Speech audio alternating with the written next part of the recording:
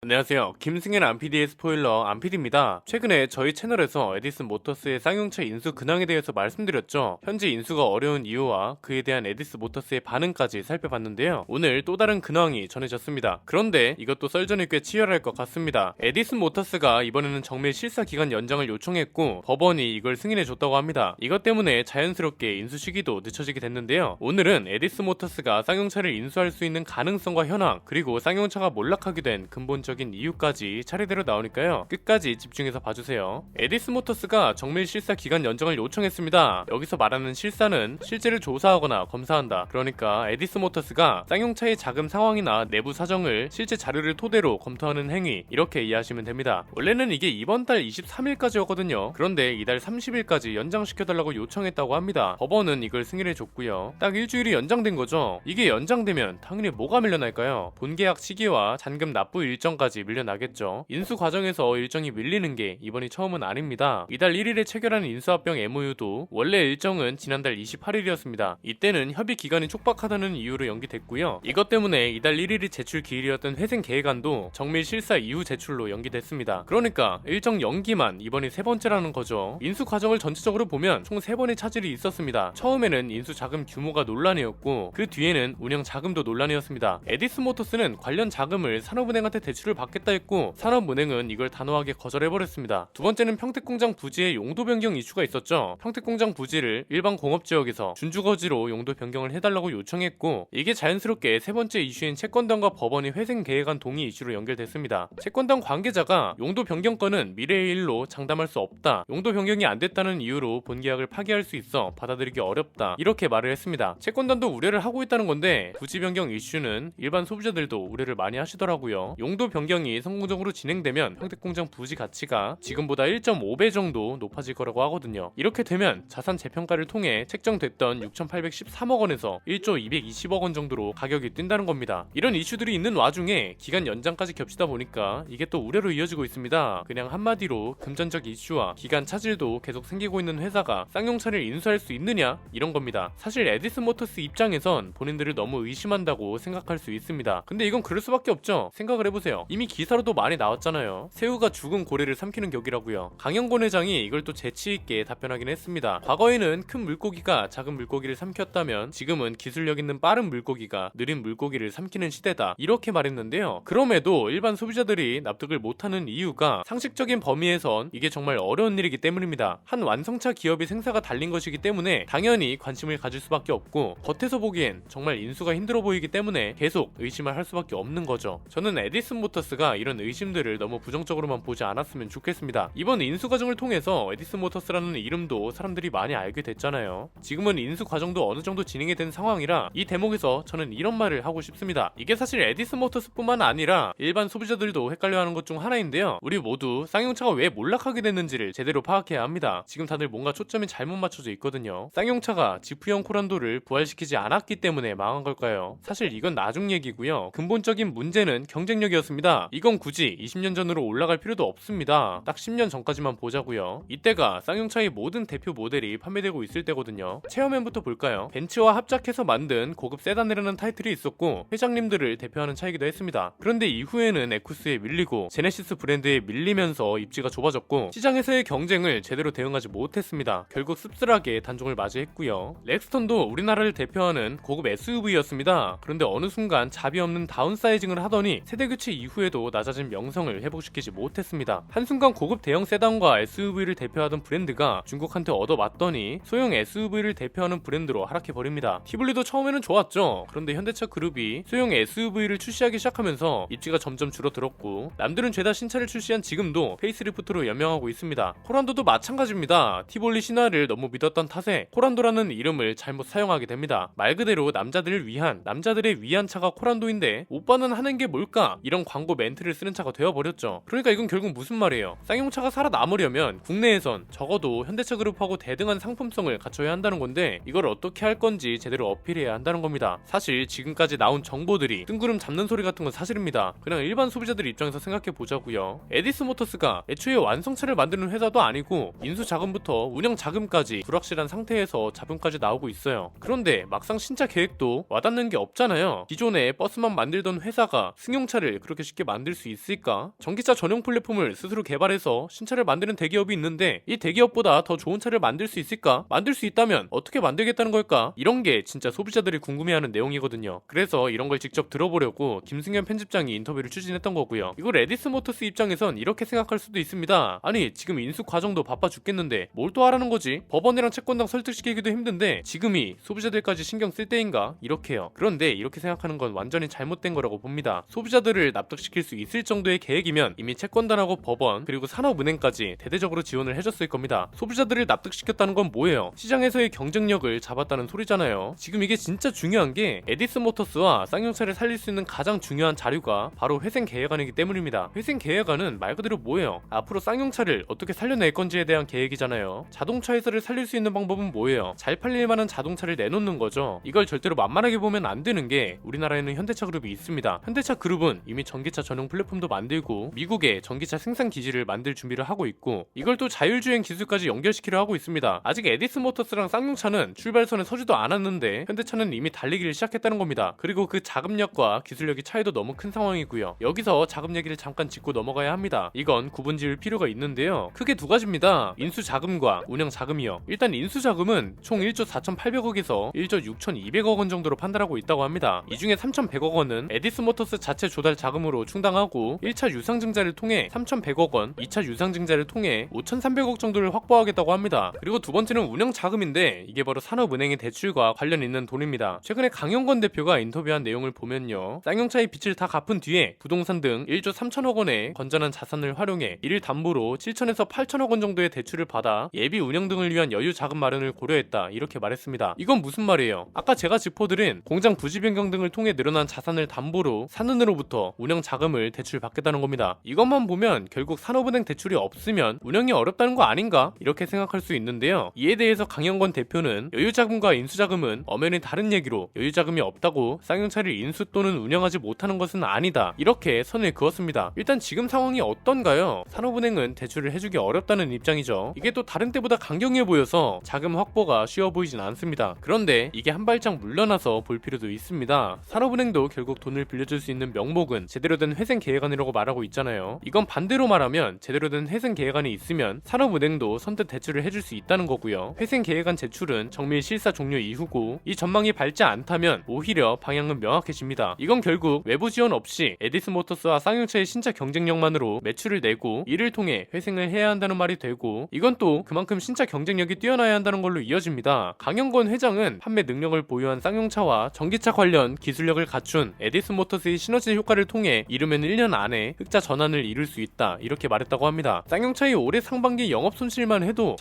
1,779억인데 이걸 뛰어넘는 매출을 발생시킬 수 있을지 주목되네요. 결국 모든 과정과 결과가 제가 말씀드린 내용으로 정리가 되실 겁니다. 에디슨 모터스가 쌍용차를 살리려면 적어도 현대차 그룹만큼의 디자인과 스펙 그리고 기술력을 가진 신형 전기차가 나와야 하고요. 현대차 그룹 전기차보다 훨씬 많은 판매량이 발생해야 에디슨 모터스가 말하는 계획대로 1년 안에 흑자 전환을 할 수 있을 겁니다. 그리고 이게 되려면 근본적으로 쌍용차가 왜 무너질 수밖에 없는지를 파악해야 하고 이걸 어떻게 극복할지 이걸 극복하기 위해 어떤 신차를 어느 정도 스펙과 디자인으로 만들지 그리고 이게 가능하다면 어떻게 만들 건지까지 소비자들을 납득시켜야 한다는 겁니다. 소비자들을 납득시키겠다는 걸 1차 목표로 두고 가면 그 뒤에 채권단과 법원 그리고 산업은행까지 자연스럽게 설득시킬 수 있게 되는 거고 이번 인수 과정의 성공과 실패를 결정짓는 요인이 될 겁니다. 소비자 입장에서 그리고 자동차 전문 채널에서 간단한 한 줄 평을 남기겠습니다. 의심이 아니라 관심이고 이 관심을 어떻게 애정과 지지로 바꿀지는 에디슨 모터스에게 달렸다. 이렇게 말하고 싶네요. 아마 이 영상이 나가고 거의 바로 정밀 실사 결과가 나올 겁니다. 이것도 내용이 나오면 가장 유익하게 스포일러해드릴 예정이니까요. 구독과 좋아요 알림 설정을 통해 가장 빠르게 받아보셨으면 좋겠습니다. 안PD의 자동차 백과 에디슨 모터스의 정밀 실사 연정편이었습니다. 감사합니다.